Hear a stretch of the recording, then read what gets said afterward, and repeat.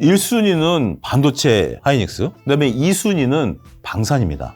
저는 한국항공우주보다는 하나그룹을 좀 보고 있거든요. 조선은 한국조선해양, 그다음에 하나엔진을 보고 있습니다. 중국도 어마어마하게 배를 찍어낼 텐데 엔진 회사 이렇게 좀 봐야 되지 않을까라고 좀 말씀드릴 수 있겠고, 요거는 조금 조심스러운 부분들인데요. 현대차그룹의 지배구조를 한번 보셔야 돼요. 현대글로비스가 3년 특별배당, 이게 과거 삼성이 했었던 2019년에 했었던 거랑 똑같습니다. 그렇기 때문에 현대글로비스를 중심으로 해서 현대그룹의 지배구조 개편과 관련해서 보시면 의외로 재밌는 수익을 보실 수도 있다.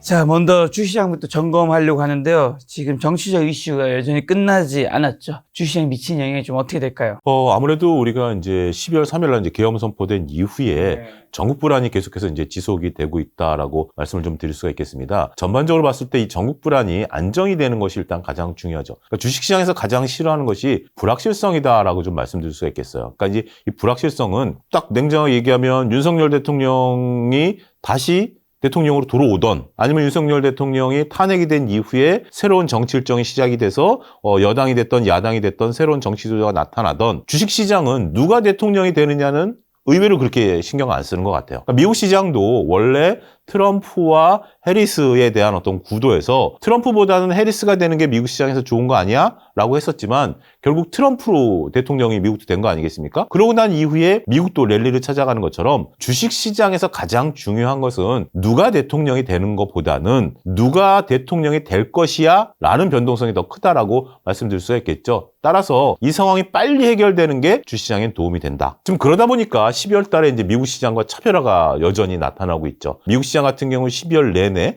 상승 흐름들이 나타났었고, 환율 지금 이제 굉장히 큰 문제죠. 따로 말씀드리긴 하겠습니다만 환율이 1,500원을 향해 간다? 이런 얘기들도 나왔습니다. 1,470원, 80원 잠깐 찍었었는데, 일단 12월 3일 날 밤에 우리가 생각을 좀 해봐야 될 것 같아요. 12월 3일 날 10시경에 제 기억으로는 이제 계엄이 선포가 됐고, 그 다음에 역의 환율로 봤을 때 우리가 1,480원인가 찍었었어요. 그때 우리가 1,420원 정도였었는데, 그걸 이제 잠깐 찍고 그게 이제 계엄이 마무리되면서 장중에 내려왔는데, 다시 지금 환율이 1,470원, 80원 왔다 보니 상당히 지금 주시장이 어려운 거죠. 이게 환율이 움직이는 요소가 여러 가지가 있습니다만, 환율에 따라서 뭐 경기 수혜주, 피해주 보이는 관점도 있습니다만, 이게 환율이 움직이는 요소가 외부적인 요소가 더 많다라는 거 아니겠습니까? 그렇기 때문에 특별히 우리가 이걸 가지고 수혜주, 피해주를 따지긴 어렵다라는 것을 인식하셔야 될 것 같아요. 이거 보셨는지 모르겠습니다만 지금 심지어 태국 바트화보다도 약세입니다.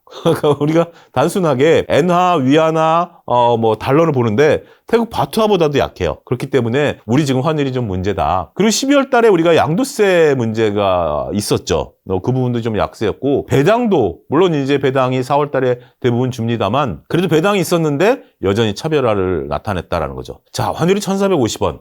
지금 김 작가님도 그렇고 저도 그렇고 우리가 지금까지 살아오면서 대부분의 지금 현재 이 방송을 보시는 분들 50대, 60대 되시는 분들도 1,450원 돌파하는 것은 평생 3번밖에 못 보셨을 거예요. IMF 때라든지 서프라임 때라든지 그리고 이번에 보는 거예요. 그러니까 굉장히 어려운 시국이다라는 것을 일단은 인식을 하셔야 되겠고, 근데 지금 시장의 특징을 보면 1월 들어서 조금 달라지긴 했습니다만 12월 달 이후로 놓고 보면 환율과 전국 상황이 거의 같이 움직여요. 전국이 갑자기 불안정해지면, 그러니까 지금 이제 뭐 예를 들어서 법 집행이 제대로 된다 그러면 환율이 안정을 찾으면서 주식시장이 안정을 찾는데, 반대로 갑자기 법 집행이 막혔다 그럼 환율이 급등을 하고 주식시장이 떨어지는, 그건 초단위로 같이 움직입니다. 따라서 그러한 모습들이 좀 나타나고 있고, 1월 들어서 조금 다행스러운 것은 내성이 좀 생긴 것 같아요. 뭐 어찌됐든 이 시간은 흘러갈 것이고, 그렇기 때문에 우리가 좀 봐야 된다. 한 가지 마지막으로 안타깝게 말씀드리는 게, 이제 우리가 과거에 역사상 2번의 이제 탄핵이 있었습니다. 노무현 대통령과 박근혜 대통령 탄핵이 있었는데, 그때 당시에 탄핵이 끝나고 나서, 그러니까 법적으로 해결이 되고 나서 주시장이 다 올랐어요. 그렇기 때문에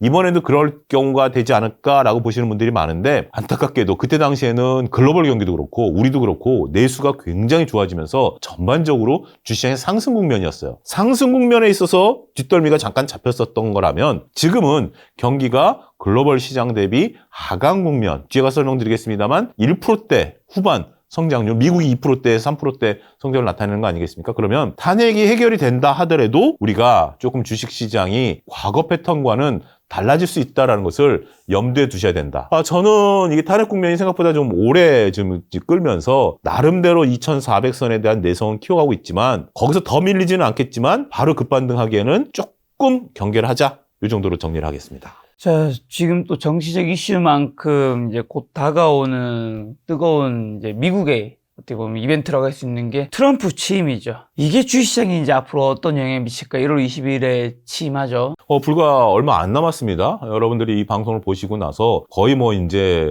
열흘 가까이 사이에서 이제 트럼프 대통령이 취임을 하는데 가장 중요한 건 그걸 것 같아요. 트럼프 대통령이 그동안 선거 과정에 있어서 수많은 얘기들이 얼마만큼 정책으로 변하느냐에 대한 얘기일 것 같아요. 가장 중요한 것은 당일 행정명령이 어떻게 세게 나오느냐라는 겁니다. 지금 우리가 1월 7일 날 지금 이 방송을 하고 있는데 오늘 새벽에도 미국 시장에 있어서 관세를 포괄적으로 하느냐 나눠서 하느냐 이 문제 가지고도 미국 시장이 크게 흔들렸거든요. 관세를 때린다라는 것은 이제 누구든지 알아요. 근데 관세를 포괄적이다라면 전 세계 예를 들어 30%, 10%, 5% 이렇게 때린다라는 거하고 중국은 60%, 한국은 5% 이렇게 되는 거하고는 차별성이 있겠죠. 따라서 그런 부분들이 얼마큼 이제 나오느냐를 좀 봐야 될 것 같아요. 행정명령 속에서 기후협약 탈퇴라든지 여러 가지 이제 얘기들이 얼마만큼 강도 높게 나타나느냐라는 부분들을 우리가 한번 좀 봐야 되겠죠. 그리고 이제 바이든의 보조금 정책에서 이제 트럼프 관세 정책으로 변화가 되는데 요게 이제 얼마만큼 점진적으로 되느냐라는 거죠. 우리가 급하게 먹은 음식은 체한다라는 거 아니겠습니까? 예를 들어서 차용주가 바나나 우유 3개를 먹어라? 충분히 하루 동안 바나나 우유 3개 먹죠. 근데 1분 내에 바나나 우유 3개 먹어라? 그럼 좀 탈나는 거 아니겠습니까? 그러니까 트럼프가 관세를 때린다는 건 다 알아요. 관세를 때리는 건 다 알기 때문에 관세를 점진적으로 하느냐. 다행스러운 것은 상무장관 이번에 그 지명자가 점진적 관세론자이기 때문에 좀 기대를 해보자. 자, 이제 중요한 것은 파월과의 관계 설정입니다. 트럼프 1기 때 임명을 했고요. 이번에 2026년까지 파월 의장이 임기가 있습니다. 선거 때 어떤 얘기가 나왔었냐면 우리가 9월 달에 50bp 금리 인하하기 전에 트럼프 대통령은 금리 인하하지 말아라 라고 얘기를 했었고 파월은 50bp를 때렸죠. 그러고 나니까 이제 공화당에서 야 이제 쟤 끌어내야 되는 거 아니야 라고 하는데 임기가 있다 보니까 전반적으로 봤을 때 후임자를 설정해가지고 바지사장으로 만들어야 되는 거 아니야 이런 얘기가 나왔어요. 근데 이제 파월 의장이 치고 나왔죠. 금리를 2025년에 4번에서 2번으로 나누겠다라는 겁니다. 이게 굉장히 좀 중요한 건데 이때 이제 미국 시장이 나름대로 긍정적인 모멘텀을 한 게 이렇게 지금 파월이 2번 정도 물론 원론적인 얘기를 했죠. 경제 지표를 보고 결정하겠다라는 거지만 2번 정도 금리 인하를 하게 된다라면 자 관세가 붙으면 미국의 인플레이션이 자극이 되겠죠. 자 10% 관세라고 하면 우리가 10,000원에 사던 게 11,000원 아니겠습니까? 단순하게 계산할 때 중국산 같은 경우 16,000원이 되는 거죠. 이렇게 된다면 인플레이션을 자극할 수밖에 없고 그러면 인플레이션이 높아지면 금리 인하는 더욱더 두차력화 안 되죠. 이런 부분들이 때문에 파월과 어떤 관계 설정이 되느냐. 지금은 예단하기는 어려워요. 지금은 서로 간에 파월 입장에서도 속된 말로 조금 한번 해보자 이런 분위기인 것 같아요. 이렇고 마지막으로 말씀드린 것은 이제 의회가 공화당이 다 장악했지만 쉽게 안 하겠다. 지금 2차 전지 보조금도 공화당에서는 줘야 되는 거 아니냐 이런 얘기 나오고 있고 각종 정부 인사와의 관계 이런 것들도 우리가 잘 봐야 되지 않겠는가 말씀드리겠습니다. 자, 그 밖에 또 대외적인 글로벌 이슈는 좀 어떤 것들이 있을까요? 지금 이제 우리가 간단하게 대외적인 이슈를 좀 살펴보면 중국 같은 경우 현재 지금 내수 부진이 워낙 심하죠. 상당히 지금 중국 다녀오신 분들 입장에서 보면 굉장히 심하다라는 얘기를 합니다. 특별히 답이 없다라고 하는 거고 또 미중 간의 갈등. 근데 미중 간의 갈등은 우리가 좀 구분할 필요가 있는 게 미중 간의 갈등은 이제 첨단 산업과 관련된 부분들이고 그렇지 않은 부분들은 현재 지금 미중 간의 교역량은 또 어마어마하거든요. 하다못해 크리스마스 트리를 중국에서 안 만들면 미국에서 사용 못한다 이런 거고 우리가 2023년 데이터만 놓고 보더라도 그때 이제 어떻게 보면 미중 간의 갈등이 심화됐지만 우리가 상하이 LA 노선 그 컨테이너 노선은 사상 최대를 구가했다 이런 것들도 있지 않습니까? 근데 문제는 이제 중국이 내수 부진이 되다 보니까 우리나라 관련주들에 대한 기대감이 상대적으로 많이 떨어져 있다. 석유화학, 철강, 심지어 화장품, 음식료 이런 것까지 상당히 지금 어려움을 겪고 있다는 것을 우리가 인정을 해야 될 것 같고 일본 같은 경우는 이제 부활의 신호탄을 쐈습니다만 금리 인상에 대한 속도 조절론이 좀 나왔죠. 근데 일본은 확실히 살아나는 것 같아요. 일본이 살아나고 있는데 다행스러운 것은 중국과 일본이 같은 모습인들 하더라도 글로벌 투자자들 입장에서 보면 중국은 우리랑 똑같은 신흥국입니다. 근데 일본은 뭐다? 선진국 지수거든요. 그렇기 때문에 지금 우리도 이제 2월 달에 MSCI 리밸런싱에 따라서 몇몇 종목들이 지금 움직이고 있는데 중국은 신흥국이고 일본은 선진국이기 때문에 지금 일본이 올라간다 그래서 우리 자금이 빠져서 일본으로 들어간다. 외국 자금이. 그거는 조금 거리가 있어요. 차라리 중국이 안 되다 보니까 그 자금이 우리한테 들어올 가능성은 있다. 저는 이제 그렇게 봐야 되겠고 유럽 너무 어려운 것 같아요. 프랑스가 국가 신용 등급이 떨어졌잖아요. 참 독일도 그렇고 이게 중국이 어려워서 다 이제 그런 부분들이다라고 좀 말씀드릴 수가 있겠고 이 부분에 대해서는 우리가 뭐 구체적으로 현재 지금 얘기하기 좀 어려울 것 같고 중요한 것은 이제 러시아와 우크라이나 전쟁이죠. 트럼프가 이것을 하루 만에 끝내겠다라고 얘기를 했는데 저는 그때 트럼프의 발언 때도 다른 방송에서 가능성이 있다라고 얘기를 했어요. 왜 그러냐면 러시아와 우크라이나 전쟁한 이유가 뭐냐면 우크라이나가 나토 가입을 하겠다라는 거였거든요. 그러고 나니까 러시아가 침공을 했어요. 자, 여러분들 지리의 힘이라는 책이 있습니다. 거기에 보면 과거 독일이나 프랑스가 러시아 침공을 할 때 어디로 갔냐면 우크라이나를 통해서 갔어요. 우크라이나는 좀 남쪽에 있죠. 왜 남쪽으로 갔을까요? 그게 굉장히 중요한데 독일 옆에 헝가리가 있고 러시아가 있어요. 근데 독일과 헝가리 사이에는 뭐가 있냐면 큰 산맥이 있어요. 우리식으로 얘기하면 태백산맥 같은 게 있죠. 그러다 보니까 그 산맥을 넘느니 조금 밑으로 내려가면 우크라이나의 평지로 이제 가는 거죠. 근데 중요한 것은 이번에 헝가리가 나토 가입을 했다라는 거죠. 러시아는 지리적으로 안정적인 그 지리를 갖고 있었던 거죠. 그 산맥이 있음으로써 독일의 직접적인 어떤 그런 부분들을 막아놨고 우크라이나랑 넓은 땅이 있었기 때문에 지리적으로 우회해야 되는 그런 부분들이 있었는데 이번에 우크라이나가 나토 가입을 하게 되면 지금 이제 헝가리에 미국 비행기들이 지금 들어와 있거든요. 산맥 넘어 들어와 있고 우크라이나마저 들어오면 이제 러시아는 방어를 못해요. 그리고 우크라이나 밑에 보면 우리가 체첸공화국 여러분들 들어보셨을 텐데 여기가 러시아 원유의 30%가 나는 지역입니다. 거기도 이제 독립선언할 가능성도 있는 거죠. 어찌됐든 트럼프가 지금 하루 만에 끝내겠다라는 건 그거예요. 우크라이나를 나토 가입 안 시켜주겠다. 그러면 러시아 입장에서는 지금 상태에서 휴전 끝내고 우크라이나가 나토 가입 안 되면 시간을 벌 수 있다. 이런 부분들이기 때문에 이게 이제 끝날 가능성도 저는 있다라고 봐요. 그렇게 되면 중요한 것은 일단 그 이후에 우리가 이제 재건, 과연 우리가 이제 재건과 관련해서 얼마만큼 지분이 있는지는 좀 지켜봐야 되겠습니다만 재건에 대한 부분들, 그다음에 방위 산업에 대한 부분들, 이 부분 뒤에 가서 또 말씀드리겠습니다만 방위 산업에 대한 기대감, 충분히 저는 전쟁은 조기에 종식될 가능성은 있다. 이렇게 좀 봐야 될 것 같습니다. 자, 한국 경제 성장률 요즘 이슈던데요. 좀 어떻게 되나요, 지금? 지금 이제 공식적으로 우리가 이제 한국 경제 성장률을 2%로 아직 얘기하는 데가 있고 1.8, 1.9 얘기하는 데가 있습니다. 근데 실질적으로 1%대 후반도 조금 어려운 거 아니냐라는 부분들로 얘기를 하는 것 같아요. 자, 우리가 1%대 경제 성장률이라는 것은 굉장히 좀 어려운 성장률이다라고 말씀드릴 수가 있겠죠. 근데 우리만 어렵냐? 근데 물론 이제 중국도 뭐 4%대, 5% 미만이라고 보죠. 실질적으로 한 4%대 정도 경제 성장률이고 일본도 한 1%대에서 2%대 경제 성장을 하는 거죠. 문제는 이제 미국이죠. 미국이 이제 2에서 3%대 경제 성장을 하겠다라면 우리가 이 정도 경제 성장, 이거는 한국은행에서 얘기한 거거든요. 1%대 후반. KDI도 이렇게 얘기를 하고 있고 상당히 좀 안타까운 현실이다라고 말씀드릴 수 있겠죠. 여기에 이제 엎친 데 덮친 격으로 상반기 정치 일정의 변수죠. 일단 현재 지금 심판이 나와야 되잖아요. 헌재에서 결정이 나올 때까지. 헌재에서 만약에 지금 윤석열 대통령을 다시 이제 자리에 앉아라라고 한다라면 그거는 이제 또 다른 부분들로 봐야 되겠고 만약에 헌재 판결 이후에 60일 이내에 선거를 해야 되거든요. 그런 부분들을 이제 하게 되면 또 다른 이제 상반기가 다 그냥 흘러가 버린다라는 거죠. 그 상반기가 흘러가는데 그러면 우리가 그렇잖아요. 어떤 뭐 협상을 할 때 가장 그 싸움에서 안타까운 게 상대방이 부상을 입은 데를 때리잖아요. 그게 어떻게 보면 정말 잔인한 부분들인데 우리가 이제 하반기 때 새로운 대통령이 나올 것이다. 라고 본다라면 트럼프 입장에서는 상반기 때 많은 것을 얻어가려고 노력하겠죠. 그런 부분들이 우리한테는 상당히 좀 어려운 부분들이 될 것이다 라는 거고 이렇게 한번 생각을 해보시죠. 지금 우리나라 대한민국의 경제성장의 엔진이 무엇인가? 과연 삼성전자가 어떤 걸로 지금 6만 전자를 갈 것인가? HBM 말고 하이닉스가 무엇으로 갈 것인가? 우리가 조선 같은 경우 긍정적으로 볼 수는 있지만 그런 어떤 개별적인 부분들은 분명 존재해요. 그렇지만 우리가 어떤 아젠다 이런 부분들이 좀 없다라는 것이 상당히 좀 어려운 부분들이고 탈중국과 관련된 부분들은 성과가 좀 나타나긴 해요. 근데 이것들은 내년 이후나 나타날 부분들인데 일단 탈중국과 관련해서 우리가 봐야 될 것은 미국뿐만이 아니라 동남아시아를 봐야 된다는 거죠. 세계 인구 5대 안에 들어가는 인도네시아라든지 인도 뭐 이런 쪽들로 지금 현재 자동차, 화장품, 먹거리 이런 것들을 이제 진출하고 있기 때문에 탈중국 성과에 따른 희비 저는 이 부분에 대해서도 이거는 이제 긍정적인 거죠. 앞부분은 부정적인 거였다라면 마지막 탈중국과 관련된 부분 중국이 이제 내수가 안 되니까 빨리 이제 그런 성과들이 나타나기 시작한다라면 그 부분은 우리가 2025년에 긍정적인 모멘텀이 되지 않을까 자, 주식시장 좀 더 구체적으로 여쭤보려고 하는데요. 전반적인 좀 전망 한번 해주신다면요. 이 부분을 우리가 한번 좀 보셔야 될 것 같아요. 동학개미 운동을 했었던 2020년과 2021년에 우리 주식시장이 굉장히 화랑세를 좀 보였습니다. 2022년에는 안타까운 모습을 좀 보였었죠. 2021년도 좀 어려웠다라고 생각하시는 분들은 삼성전자 네카오가 2021년 내내 빠졌고 2021년 하반기까지 미국 시장이 좋다 보니까 그때 서학개미로 가신 분들이 많을 거예요. 그러고 나서 2022년에는 미국도 빠지고 우리도 다 빠졌죠. 그런 모습들이었는데 그게 시간이 점점 빨라진 것 같아요. 24년 상반기만 하더라도 우리 시장이 굉장히 좋았어요. 하이닉스가 23만 원까지 갔었죠. 삼바가 120만 원 갔었죠. 그 다음에 항공우주가 10배가 올랐죠.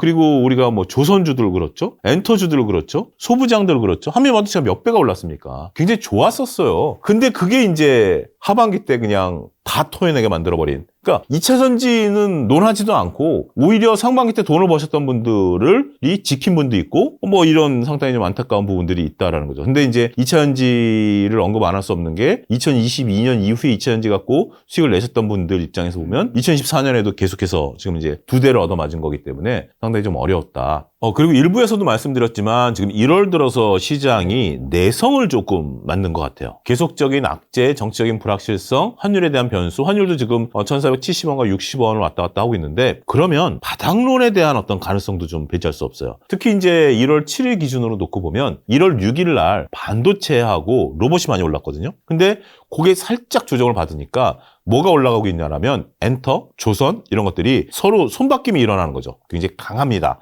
그런 부분들 때문에 시장이 일단 내성을 좀 키워간다라는 부분에 있어서는 조금 긍정적으로 좀 봐도 되지 않을까 싶어요. 그러니까 이제 1월 달에 아마 바닥론이 좀 나올 가능성이 있고요. 3월 달에 공매도 재개는 이제 공식화됐죠. 3월 31일 날 공매도가 재개됩니다. 대통령께서 작년에 언급한 이후에 금감원이 공식적으로 3월 31일 날 공매도 재개한다라고 했어요. 이게 어떤 의미냐면 그러면 공매도가 들어오면 다시 이제 올라오겠는데 찬물을 끼얹는 거 아니야? 라고 보실 수도 있겠죠. 2014년에 시장이 어려웠던 이유 중에 하나가 그 헤지펀드 하시는 분들 얘기는 공매도 때문에 못 올랐다라고 얘기를 하는 거예요. 왜? 왜 공매도 때문에 못 올라? 라는 거죠. 삼성전자를 외국인들이 주기장창 팔았죠. 근데 과거 같으면 이 정도 팔았을 때 외국인들이 삼성전자를 어느 정도는 샀어야 된다는 거죠. 근데 외국인들 입장에서는 네이키드, 그러니까 사고 팔고 한 방향으로 들어오는 게 아니라 롱숏 펀드를 만들어서 들어오거든요. 그러니까 시장에 대해서 중립적인 포지션을 갖고 들어오는데 공매도가 안 되다 보니까 물론 이제 선물이라든지 다른 파생 갖고 할 수 있지만 방법이 조금 복잡해지고 비용도 많이 들어가고 원하는 수량만큼 하기도 좀 그러다 보니까 그 부분이 안 되다 보니까 삼성전자를 줄고 팔기만 했다라는 겁니다. 기존에 했던 포지션을 정리했다라는 거죠. 공매도가 재개가 되면 이제는 이런 부분들이 자유로워지는 거죠. 물론 공매도의 순기능이라고 하는 매기 역할, 안 좋은 것은 더 공매도가 나오긴 하겠죠. 하지만 우리가 공매도가 재개가 됨으로써 롱숏 펀드 자금이 들어올 수 있다? 이건 어마어마한 자금이 들어올 수 있다라고 말씀드릴 수가 있겠고, 환율이 지금 만약에 여기서 1,400원대 초반으로 들어오게 되면 우리가 이제 글로벌 자금이 들어올 수 있는 거죠. 환율이 급격하게 뒤로 밀렸기 때문에 내려온다라면 지금 여러분들 표에서 보듯이 1,470원에서 1,420원으로 환율이 떨어지면 삼성전자 55,000원 사더라도 3%대 수익 나오거든요. 비용 다 제하더라도 3%대 수익 나오면 연간 이자 나오는 거 아니겠습니까? 여기에 이제, 삼성전자가 55,000원에서 6만원 정도 되게 된다면 그들은 앉아서 그냥 10% 먹는 거예요. 그렇기 때문에 그 부분에 있어서는 오히려 뒤로 밀릴 때 확실히 밀렸다가 내려올 수 있다라는 부분들이 긍정적이다라고 말씀드릴 수 있겠죠. 근데 이제 미국도 이제 랠리를 지속하느냐라는 부분들을 보면 그거는 트럼프 취임 이후에 변곡점이 하면 될 것 같아요. 미국 같은 경우 12월 달에 펀드 리밸런싱 이런 부분들이 있었는데 일단 미국 시장이 현재 지금 트럼프 관련주들의 랠리는 트럼프의 행정명령 그다음에 정책 구성 이 기대감이 끝나고 난 다음에는 한 번의 조정 이후에 재차 상승이냐 아니냐 그런 결정이 날 가능성이 있기 때문에 저는 트럼프 랠리 관련주 미국 주식 갖고 계신 분들은 조금 한번 차익을 실현하는 것도 방법이 될 수 있지 않을까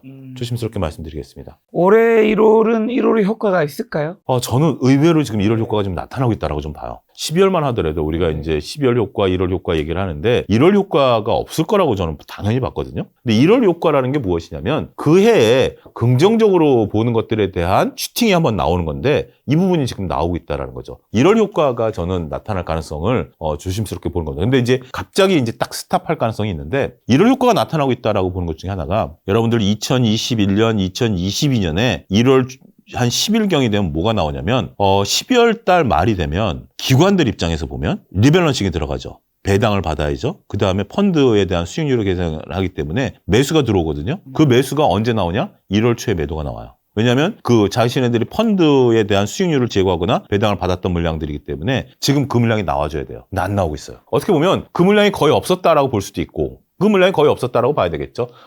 그 살만한 여건이 아니었으니까. 그러니까 수급에 꼬임이 없다라는 거죠. 이게 정답일 것 같아요. 그들이 배당을 받고 더 미래를 보겠다라는 게 아니라 수급에 꼬임이 없다. 이 부분이 시장에 있어서 이럴 효과를 나타내게 하는 부분들이 아니겠나라는 거죠. 그리고 12월 달에 너무 세게 조정을 받았기 때문에 역으로 1월 달에 우리가 강하게 상승한 업종에 대해서는 관심을 좀 갖자. 여기서 보면 대형주들이 바닥에서 올라오는 것들이 보여요. 저는 이게 매우 긍정적이다라는 거죠. 심지어 2차 전지도 아직까지는 불확실하지만 대형주들이 바닥에서 올라오거든요. 과거에도 이렇게 올라왔다 밀렸다 올라왔다 밀렸다 하기 때문에 계단식 하락을 했기 때문에 아직은 불안하지만 그래도 계단식 하락을 하다가 반등을 하려면 반등을 나타내다 그게 상승해야 되는 거 아니겠습니까? 어쨌든 그런 모양일 가능성도 있기 때문에 긍정적으로 보자라는 것들이고, 그 다음에 이제 미국과 한국의 다른 것들은 우리가 이제 미국은 펀드 리밸런싱이 확실히 일어났어요. 이게 뭐냐? 12월 달에 여러분들 뭐가 올랐죠? 미국에서? 롱 테슬라, 숏 엔비디아였어요. 왜 엔비디아가 이렇게 못 올라? 라는 거였었죠. 테슬라는 언제까지 올라? 테슬라는 아무리 일론 머스크가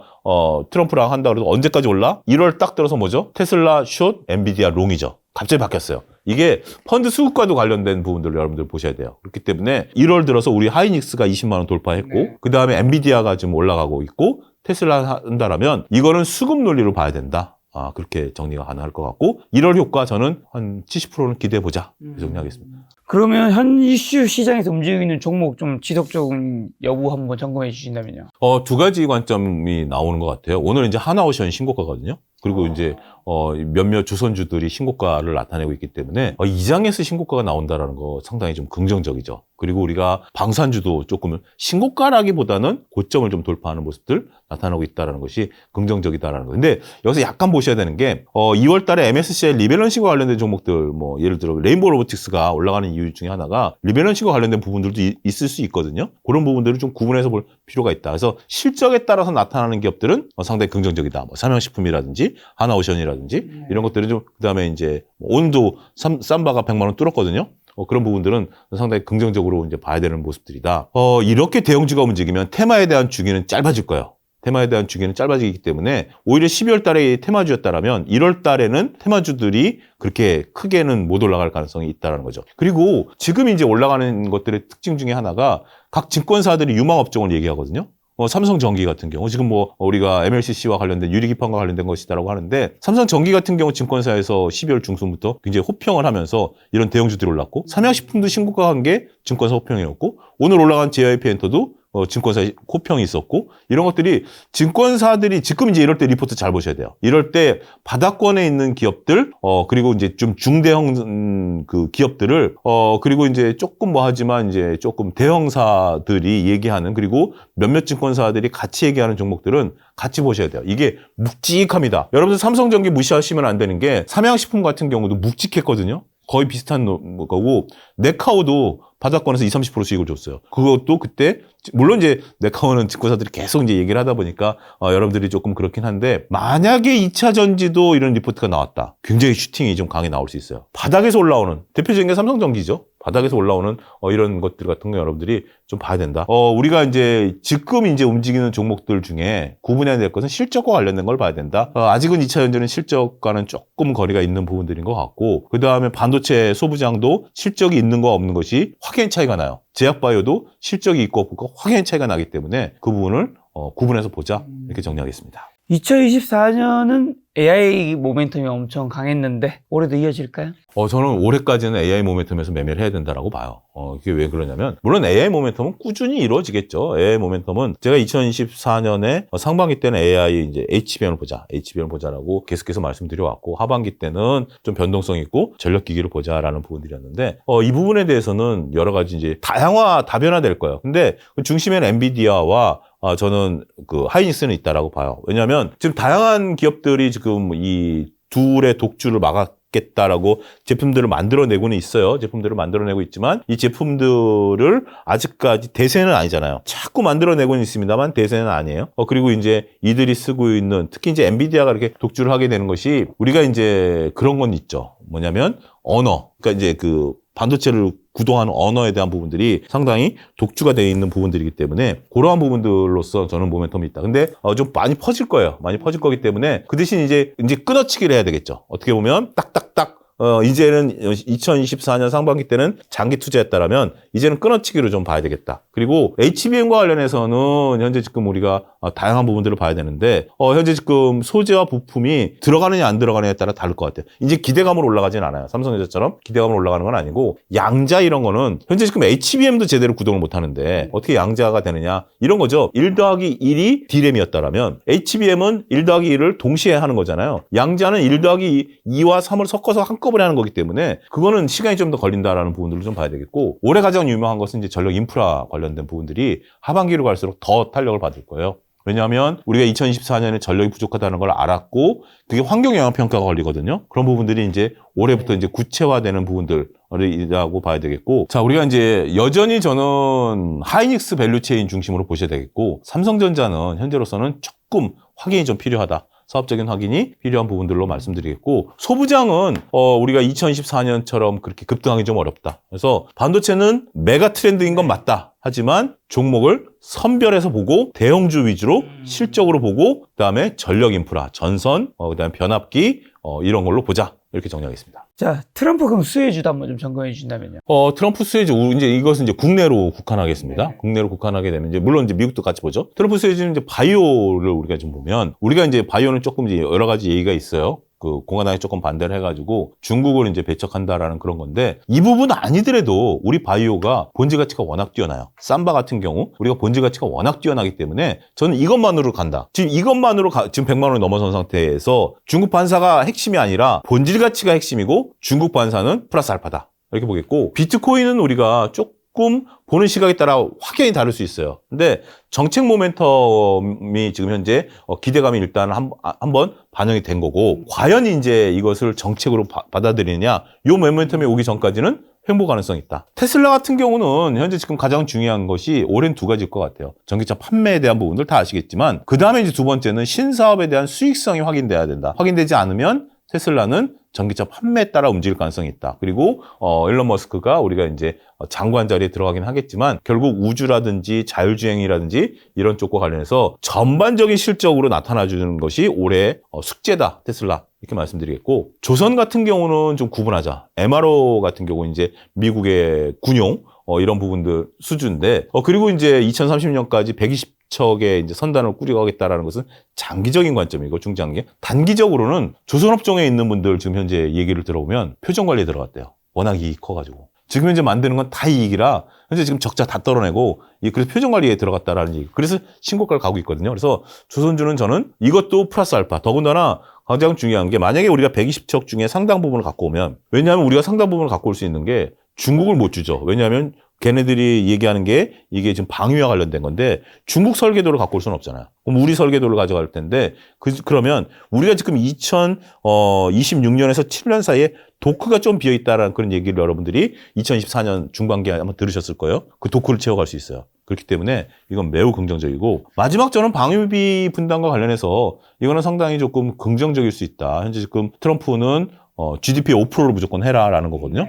폴란드가 몇 프로냐면 지금 현재 3%가 안 돼요. 그러면 폴란드도 지금 현재 거의 2배 가까이 해야 된다는 거 아니겠습니까? 물론 이제 협정을 하겠죠. 근데 이제 그렇게 되면 우리가 이제 확실히 좋아진 게 유럽. 이제 폴란드에 우리가 공장을 지으려고 하는 게 거기를 통해서 나토에 공급하겠다라는 거거든요.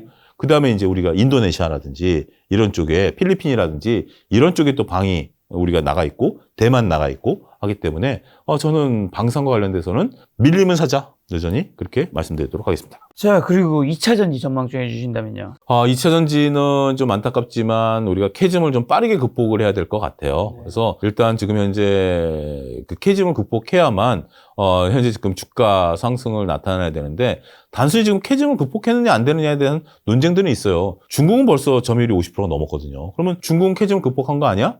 물론 이제 중국은 뭐 번호판 정책이라든지 다양한 걸 했지만 그래서 이제 우리 이제 각 기업들 우리 입장에서 보면 실적을 확인해야 되는 부분들이다라는 거고, 그 다음에 현재 지금 이제 글로벌 판매량 대비해서 우리나라 각 기업의 이익 연계성이 나타나야 돼요.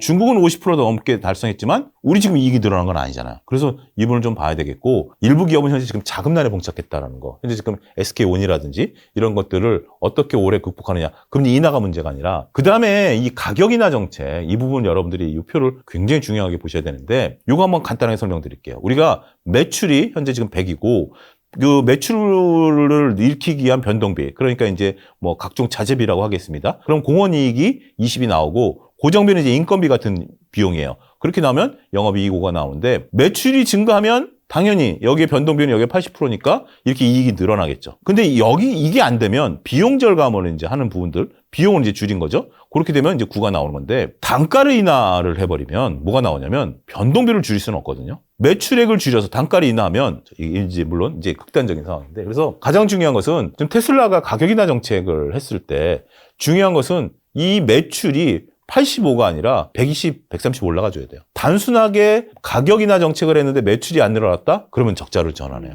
그래서 지금 테슬라가 조금 영업이익률이 떨어진 부분들이기 때문에 우리가 가격 인하 정책과 관련해서는 이 표를 여러분들이 꼭 염두에 두셔야 된다 말씀드리겠습니다. 기타 또 해주실 이야기 있다면요?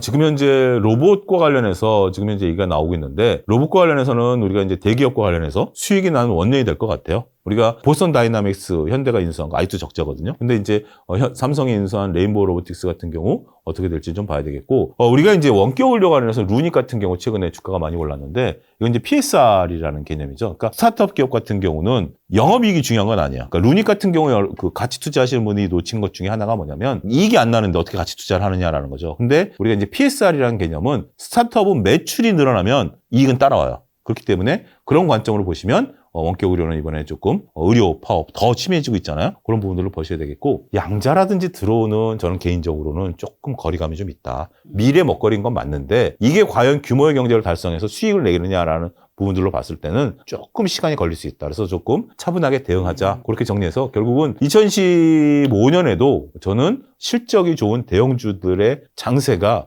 오히려 개인 투자자들이 매매하기가 좋은 시장이 될 수 있겠다. 저는 그렇게 말씀드리겠습니다. 자, 실적이 좋은 대형주 말씀해 주셨는데, 섹터로는 좀 어디, 오늘 많은 섹터 점검해 주셨지만, 유망 섹터 몇 개 정도 좀 정리해 준다면요? 1순위는 반도체 하이닉스, 그 다음에 2순위는 방산입니다. 네. 방산에서 저는 한국항공우주보다는 하나그룹을 좀 보고 있거든요. 하나그룹, 하나에어로스페이스라든지 하나시스템, 현대로템 같은 종목들 현재 지금 긍정적으로 우리가 좀 볼 수 있는 부분들이 된다라고 말씀드릴 수 있겠고, 조선은 한국조선해양, 그 다음에 하나엔진을 보고 있습니다. 하나오션보다는 하나엔진 같은 경우 지금 이제 중국이 배를 만들어도 뒤에서 청바지 파는 게 엔진이거든요. 그래서 하나엔진 같은 경우 현대 한국조선해양은 둘 다 하니까, 그래서 저는 중국도 어마어마하게 배를 찍어낼 텐데 엔진 회사 이렇게 좀 봐야 되지 않을까라고 좀 말씀드릴 수 있겠고, 나머지는 이제 뭐 개별적인 모멘텀이지만 저는 뭐 루닉 같은 경우도 밀린다라면 한 번씩 매매도 가능한 모멘텀이 아니겠나. 왜냐하면 루닉 같은 경우에 다른 이유로 올라서 한번 조정을 좀 받긴 해야 되겠습니다만, 원격 의료와 관련해서 상당히 저는 2025년에 우리가 관심을 좀 가져야 되는 섹터가 아니겠나. 이렇게 정리하고, 또 하나는 요거는 조금 조심스러운 부분들인데요. 현대차 그룹의 지배구조를 한번 보셔야 돼요. 우리가 2024년에 안타깝게도 왕 회장 유고설이 한번 나왔었잖아요. 근데 이제 세월의 힘을 못 이기죠. 그거는 뭐 누구든지 뭐 세월의 힘을 못 이기게 되면 그 작업이 현재 지금 벌어지고 있어요. 그게 뭐죠? 현대글로비스가 3년 특별배당. 이게 과거 삼성이 했었던 2019년에 했었던 거랑 똑같습니다. 그렇기 때문에 현대글로비스를 중심으로 해서 현대그룹의 지배구조 개편과 관련해서 보시면 의외로 재밌는 수익을 보실 수도 있다. 저는 그렇게 말씀드리겠습니다. 알겠습니다. 주요하게 꼽은 거 세 가지는 반도체, 방산과 조선. 자, 소장님 가시기 전에 뭐 유튜브 채널 홍보하고 가신다면요? 예, 제가 이제 과거에 이제 차영주 TV를 하다가 지금 이제 IS에 지금 여러분 화면에서 보시면 다 IS이 나왔을 텐데, IS과 합류한 이후에 경제창 위라는 유튜브를 하고 있습니다. 저뿐만이 아니라 다른 훌륭하신 분들과 같이 유튜브 경제창 위 가입 많이 해주시고요. 거기 이제 들어오시면 저희가 이제 웹을 개발한 게 있습니다. 주식정음이라는 웹을 개발해서 웹을 다운로드 받으시면 공짜로 설치가 가능하니까요. 그래서 유튜브 경제창 위 주식정음 웹 다운로드 여러분들 하셔서 좋은 정보 많이 받아가시고요. 그리고 제가 텔레그램 방을 최근에 만들었습니다. 차영주 투자 인사이트라는 텔레그램 방을 만들었는데요. 여기에 제가 매일 몇 건씩 기사 분석이라든지 제 나름대로 인사이트를 올리니까요. 그렇게 좀 많이 찾아주셨으면 좋겠습니다. 알겠습니다. 주식시장에 또 이슈가 생길 때 차윤주 소장님 모시고 좋은 이야기 들어보도록 하겠습니다. 오늘 만나는 손님은 차윤주 소장님이었습니다. 지금까지 여러분 소중한 시간 함께 해주셔서 정말 감사합니다. 오늘도 김 작가였습니다. 고생 많으셨습니다. 감사합니다.